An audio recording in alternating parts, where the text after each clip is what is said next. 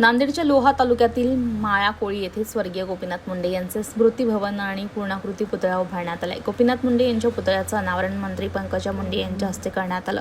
यावेळी माजी मंत्री धनंजय मुंडे देखील उपस्थित होते. या पुतळा अनावरण सोहळ्याला पंचक्रोशीतील नागरिकांनी मोठी गर्दी केली होती.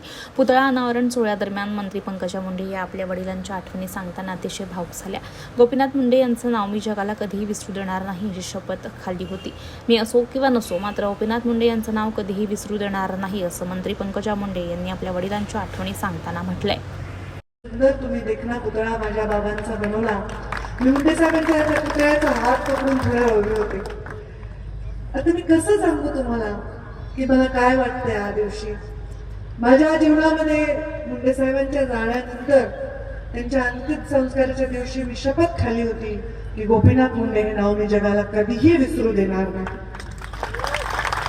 आणि ही शपथ मी पदावर असेन नसेन, मी मंत्री असेन नसेन, मी आमदार असेन नसेन, मी या जीवनात असेन नसेन, तरी ही शपथ पूर्ण करणारी मुलगी म्हणून माझं नाव घेतलं जाईल एवढीच साधी माझी इच्छा आहे. या देशामध्ये मोठे मोठे नेते झाले, प्रधानमंत्र्यापर्यंत झाले, स्वतः प्रधानमंत्री झाले, पण आपल्या वडिलांचं स्मारक बांधणारी मुलगी झाली नाही. पण मी ते बांधलं.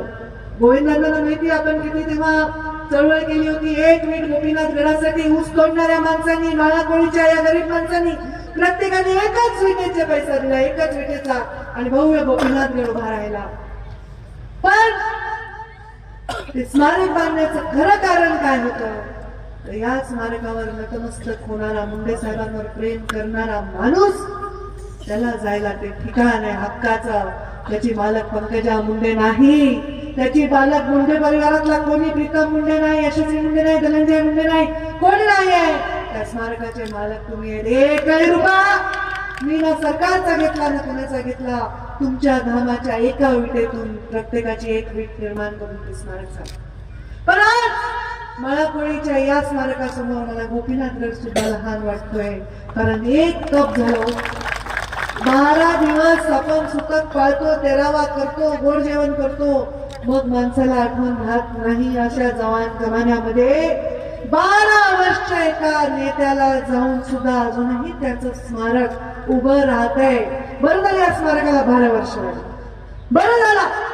तुम्ही मला 12 वर्ष झाले, एक तप झाले, वाट बघावी लागली. अरे 12 वर्ष होऊनही अजूनही मुंडे साहेबांचा पुतळा उभा राहतोय, स्मारक उभा राहतोय. माझ्या कातड्याचे जोडे जरी मी केले ना आणि तुमच्या पायात घातले तरीही हे ऋण फिटणार नाही.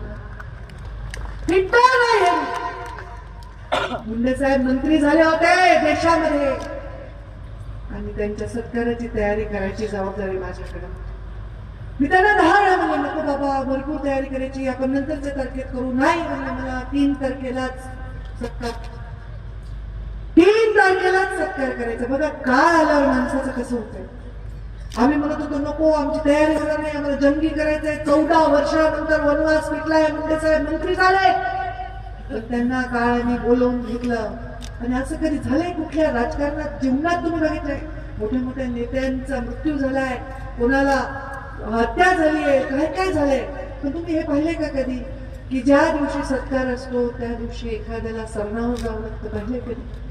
कधीही इतिहासात अशी कधीही घटना घडलेली नाहीये.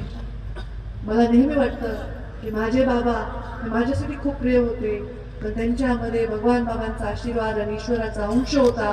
कारण असं एक्झिट कोणालाही मिळत नाही. म्हणून एक शेर मारते, भावाने नाही मारला म्हणून मी सांगते. जिंदगी में कुछ इस तरह निभाया अपना किरदार, जिंदगी में कुछ इस तरह निभाया अपना किरदार, पर्दा गिर चुका है, तालियां फिर भी बज रही.